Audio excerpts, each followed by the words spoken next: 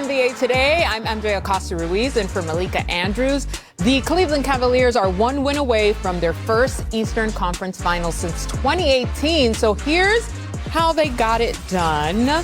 And stay with me here because it gets nuts as we pick it up in the fourth quarter and in this pivotal Game 5. By the way, Spears, the Cavs were held scoreless for 5 minutes and 4 seconds in the fourth quarter. Didn't look good. Did not look hard great. Watching that.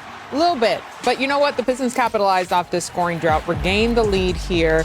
Cade, of course, drawing attention. Get it out to Tobias. Corner three. Got to call somebody. Is he going to call somebody? Oh. Who is it? Calling his dad Terrell. 100% it's Pops. Always on the line. All right. Cavs would come storming back, though. Young fella's playing great defense, but it doesn't stop the dunk right there. He got up in the air, and I thought there could be bad things on that turnover. Yeah, okay, so you saw there the double team on Cade, which, you know, understandable, but they got to it late in this game. Mobley was big, wasn't he? Huge. Mobley definitely comes. There's that double team again. Get it out.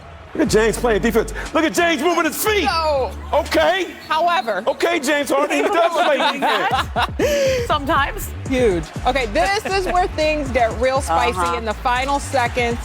If you miss that, Mitchell drives, stripped by Asar Thompson. Then Thompson gets tripped, but no call. Coach very upset about this.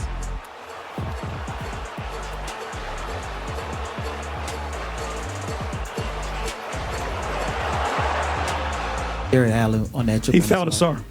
It's that. I mean, clear. He trips him when he's going for a loose ball. In the game situation, you know, that's tough. So here's what referee Tony Brothers said about that play. During live play, both players were going for the ball, and there was incidental contact with the legs, with no player having possession of the ball. That's one of the last OG refs. He ain't calling that. In short, he's not calling that. We take it to overtime. Spider doing what he does.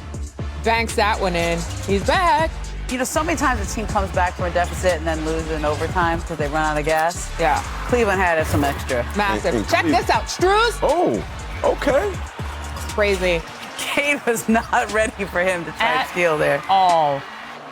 Harden goes to the line, misses it, but gets his own rebound. Cavs win 117. Here's Harden with Lisa Salters. You know, we're a fairly new team for the most part, so we got to find out, you know, who we are in the moments, which is it's good for us. So this is our story. This is how we're shaping our story. Great time to win the game. Great time to have a first road win. Big old win the recovery battle. Win right now. Like that's good. That's the key. Get them at home. No time to relax. No time to relax. And you don't get this out. Like I said earlier, you don't get this opportunity to offense. You know what I mean? So like do whatever you got to do to be prepared for Game 6. And we got to give one more shot. Out. Max 3. The Cavaliers go on a 9-0 run to end the fourth quarter and win in overtime. They overcame their largest deficit in the final 3 minutes of a playoff game in the last 30 years. James Harden's team had been 0-59 when trailing by at least 9 points in the final 3 minutes of a playoff game. Crazy.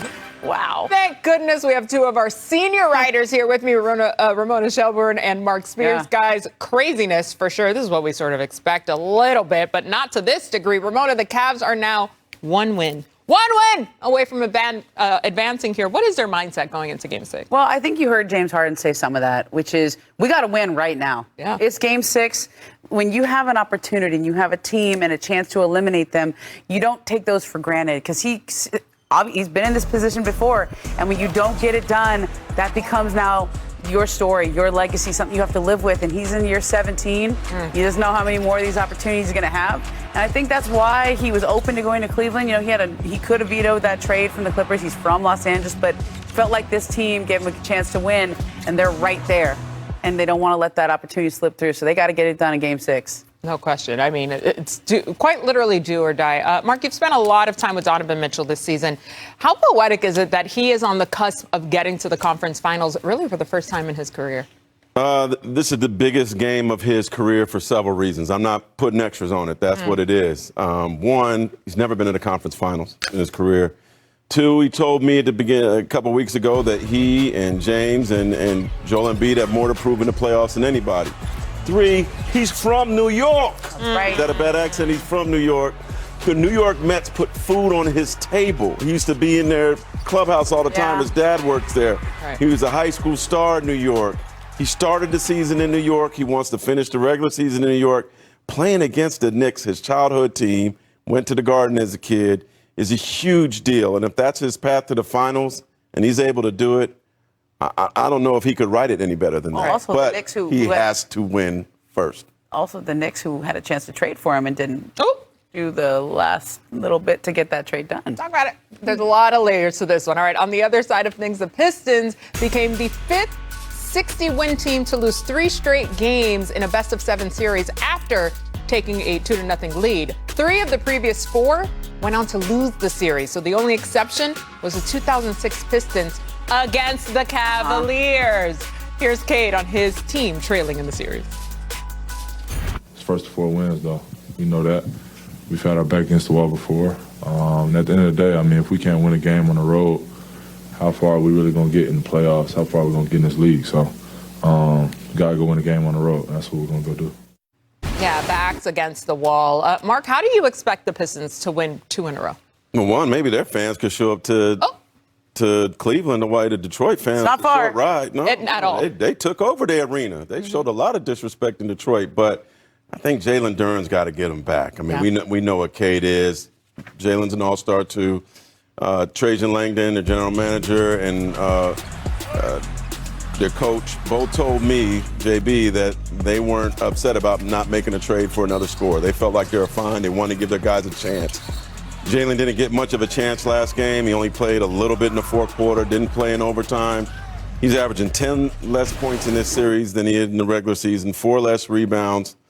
He's got to show up. He has to be big. This may be a bad matchup for him, but he's an all-star, potential superstar in this league, and he has to arrive.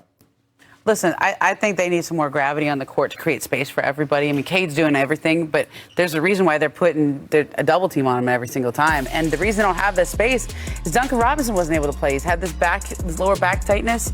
It's kind of popped up throughout the series. So you know what gravity is? That's like one of those things coaches talk about. We learned about it in school, right? That's like the gravity of a planet, right? Okay. The pull. Yeah, you learned about gravity in They school. go to Stanford like that. Stop it. Okay. No, they say. But this is one of my favorite terms, and I can't believe this is really a stat now. Like, how do we Amazing. measure gravity? Are we actually doing the physics? Or are we just saying that it quantifies the measure of a player's impact on defensive movement related to expectation from floor spacing? Gravity means people respect you. They got to guard you out by 3. Duncan Robinson is one of the biggest gravitational pulls in the playoffs. So I guess in that graphic, he'd be Mars. Is that right, if we're talking about the planet? Like SGA would be Jupiter, and then Saturn would be Wemby. We're just going in order of planet. They're missing a lot of gravity, and gravity creates space. That's why he's got those contracts with Miami Heat and the Detroit Pistons over the years. And from what I'm told, he's gonna try to play in Game 6. It's hard to predict. It's still got to do some work, but there's a chance he can come back in Game 6 with this lower back injury. Another guy who has some gravitas. There you go. Cade Cunningham, Spears. I mean, he has just been quite literally the MVP of this Pistons team throughout the entire season. Ain't no gravity for him. He on Earth, and he's getting double teamed, and he can't breathe anywhere he goes. Coach Bickerstaff mentioned it after the game. They definitely need Duncan back. And did you have somewhat update on him, I think? Or? Yeah, I think there's a chance that he can play in Game 6. He's got it's still to be determined, right? You don't want to say yes yet, but he's going to try. He needs him. No matter where he goes, he's got this has been a brilliant defensive plan from the Cavaliers. Yep. It's not going to change.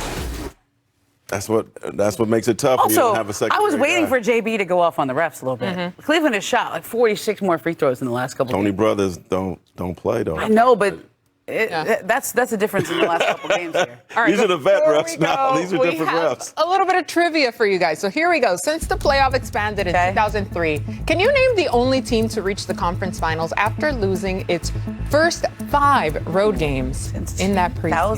2003. I'm going to go with the Boston Celtics in 08. I'm a second that. You would be correct. Hey, Not Perk's team. I covered that team. Hey, look at they kept going to young- Game 7 every Young time. up and coming Perk. Yeah, they can only win at home. Look how svelte that brother is, Hey. boy. Look how svelte. Love that. All right, coming up, the Knicks have time to rest and plenty of time